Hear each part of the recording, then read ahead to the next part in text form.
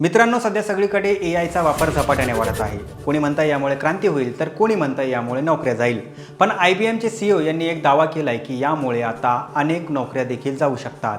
हे नेमकं भानगड काय आहे, कोणत्या नोकऱ्या एआयमुळे जाऊ शकतात, हेच आपण आजच्या या व्हिडिओतून जाणून घेणार आहोत. नमस्कार, मी सलमान आणि आपण पाहताय ABP माझा.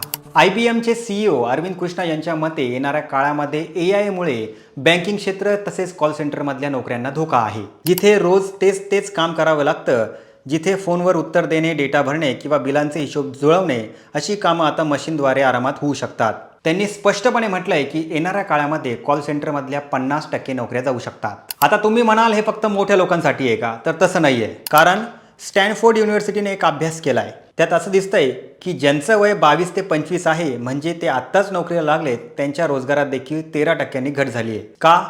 तर कारण आहे, जे काम एखादा फ्रेशर करतो तेच काम आज ChatGPT आणि Co-Pilot करून घेतोय.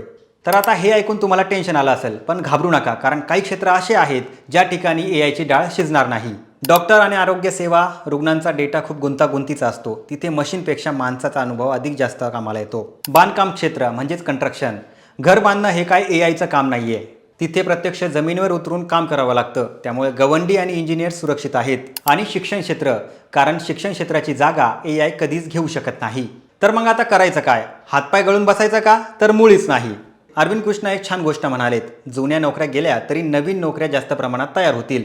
पण त्यासाठी आपल्याला एक गोष्ट करावी लागेल, ती म्हणजे एआय सोबत मैत्री. जे लोक एआयला आपला शत्रू न मानता त्याचा वापर करायला शिकतील, तेच या स्पर्धेत टिकतील. तुम्ही किती अनुभवी आहात आणि तुम्ही किती नवीन गोष्टी करता, यावरच आता तुमचं भवितव्य अवलंबून असेल. थोडक्यात काय, तर एआय माणसाला रिप्लेस करणार नाही, पण जो माणूस एआय शिकणार त्यालाच आता यापुढे संधी मिळेल. तर मित्रांनो, तुम्हाला काय वाटतं? तुमच्या कामामध्ये एआयचा त्रास होतोय की फायदा? आम्हाला कमेंट करून नक्की कळवा आणि जास्तीत जास्त मित्रमैत्रिणींपर्यंत हा व्हिडिओ शेअर करा आणि पाहत रहा ABP माझा.